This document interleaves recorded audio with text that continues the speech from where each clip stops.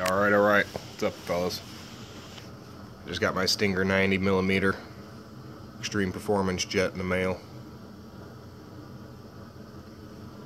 As you can see, I already took it out of the box. Thing looks pretty damn cool. Even come with a spare nose cone. Yeah, it's the Extreme Performance, so I believe it has the 130 amp ESC 90mm EDF unit, 12 bladed fan.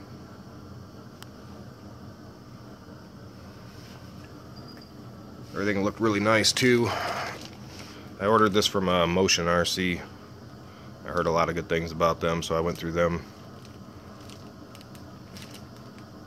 And they got here quick. It only took like 2 days. It was at my doorstep.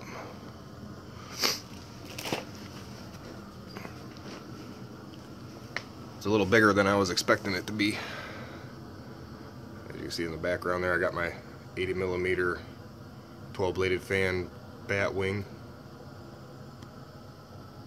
with the retracts on it, and then boom, you got the 90. So yeah, it's a little bigger than I was expecting it to be. There's another scratch build. It's the F1. As you see, it's like a biplane jet. It's got 2 wings, upper and lower.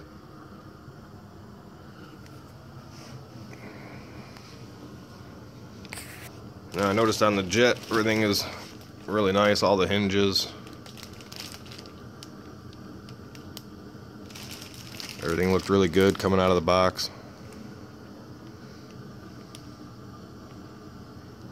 Can't wait to get it put together and assemble it.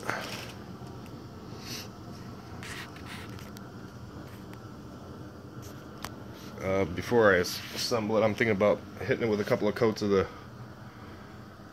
Minwax polyacrylic. This is all water-based. Might stick a few coats on it just to protect that foam and make it a little more durable. Jet won't get so much hanger rash. So I know this foam stuff is easy to dent, and you just go bumping it around and get all that hanger rash on it. That kind of helps stop doing that. Apply a couple of coats of this, it'll make that foam real strong, durable, and it'll last long. It's the same thing I do all my other scratch builds with. That's got the polyacrylic coating over it. Minwax polyacrylic water base. The bat wing 70mm. Hell, I even put some of that stuff on my helicopters. Makes them really shiny and nice looking.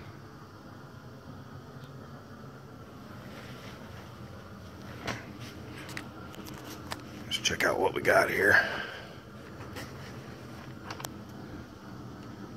Yeah, so we got the 90mm 12 bladed fan, 130 amp ESC. I know on a couple other videos I watched, the guy said to go in here and check these screws, make sure everything's tight and right before you go for your first flight. That way nothing gets sucked into that fan. So I'm going to go through that, check that out. I know all the wiring's all labeled, which is cool.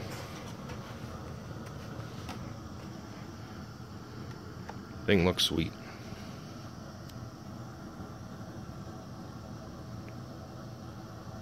I got the plug and play here, so I'm going to install my own receiver. I'm not going to use no AS3X or anything on this jet.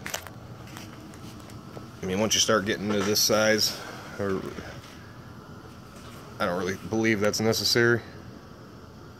They're pretty stable when they start getting bigger. There's some of my receivers. I just use the orange and satellite receiver on it.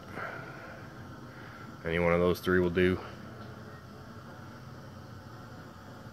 I run all my jets and planes off of and helicopters off of the orange RXs. I also have the Spectrum DX7 for helicopters. I like using that for the helicopters. But planes and jets, I just use the orange. Never failed me yet. A couple little tips for the landing gear. Put a wheel on there so I know down, the gear is down, up, the gear comes up. Makes it easier to get to too when you put a little wheel on it. I do that with a lot of my knobs and switches.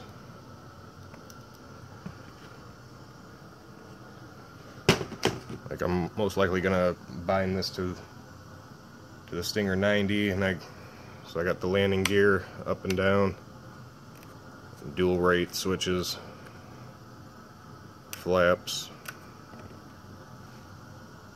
But it's always good to put the like different feeling things on there so you ain't got to look down, lose orientation on your jet. That's why I do it. But alright, anyway guys, I'll get you another video once I get it put together. And then I'll get a video of it up in the air. Alright, I'll get back with you. Over and out.